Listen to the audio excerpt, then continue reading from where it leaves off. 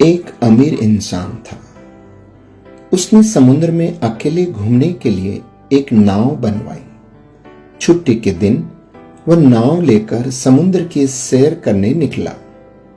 आधे समुद्र तक पहुंचा ही था कि अचानक एक जोरदार तूफान आया।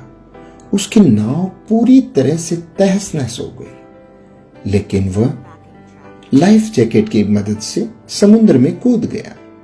जब तूफान शांत हुआ तब वह तैरता तैरता एक टापू पर पहुंचा, लेकिन वहां भी कोई नहीं था। टापू के चारों ओर समुद्र के अलावा कुछ भी नजर नहीं आ रहा था।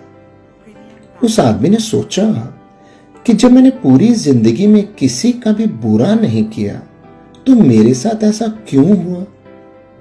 उस इंसान को लगा कि ईश्वर ने मौत से बचाया है तो आगे का रास्ता भी वही बताएगा। धीरे धीरे वह वहां पर उगे झाड़ फल पत्ते खाकर अपने दिन बिताने लगा। अब धीरे धीरे उसकी आस टूटने लगी। ईश्वर पर से उसका यकीन उठने लगा। फिर उसने सोचा कि पूरी जिंदगी यही इस टापू पर ही बितानी है तो क्यों न एक झोंपड़ी बना लूं। फिर उसने झाड़ की डालियों और पत्तों से एक छोटी सी झोंपड़ी बनाई। उसने मन ही मन कहा कि आज से झोंपड़ी में सोने को मिलेगा, आज से बाहर नहीं सोना पड़ेगा। रात हुई कि अचानक मौसम बदला। बिजलियां जोर जोर से कड़कने लगी। तभी अचानक एक बिजली उस झोंपड़ी पर आ गिरी और झोंपड़ी धधकते हुए जलने लगी। यह देखकर वह इंसान टूट गया। आसमान की तरफ देखकर बोला, हे परमात्मा, ये तेरा कैसा इंसाफ है। तूने मुझ पर अपनी रहम की नजर क्यों नहीं की।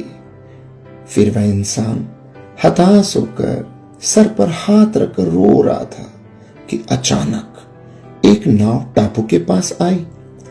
नाव से उतरकर दो आदमी बाहर आए और बोले कि हम तुम्हें बचाने आए हैं।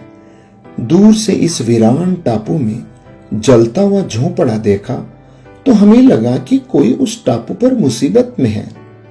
अगर तुम अपनी झोंपड़ी नहीं जलाते तो हमें पता ही नहीं चलता कि टापू पर कोई है। दोस्तों, उस आदमी की आंखों से आंसू गिरने लगे। उसने ईश्वर से माफी मांगी और बोला कि हे परमात्मा, मुझे क्या पता था कि तूने मुझे बचाने के लिए मेरी झोंपड़ी जलाई थी। यकीनन तू अपने भक्तों का हमेशा ख्याल रखता है। तूने मेरे सब्र का इम्तिहान लिया, लेकिन मैं उसमें फेल हो गया। मुझे माफ कर दीजिए। दोस्तों, ईश्वर अपने भक्तों से दूर नहीं है। उसे सब पता है कि अपने भक्तों को कब और कैसे देना है। उसकी रहमतों की बरसात तो हर पल हर घड़ी 24 घंटे हो रही है। बस कमी है तो हमारे विश्वास की। हमारा विश्वास ही है जो डगमगा जाता है। जब एक सांसारिक पिता ही अपने बच्चे को दुख तकलीफों में नहीं देख सकता तो जिस पिता ने इस सृष्टि की रचना की है वो भला कैसे अपने बच्चों को बीच मझधार में छोड़ सकता है। प्रेमियों, दिन चाहे सुख के हों या दुख के, प्रभु अपने भक्तों के साथ हमेशा रहता है। राधे राधे।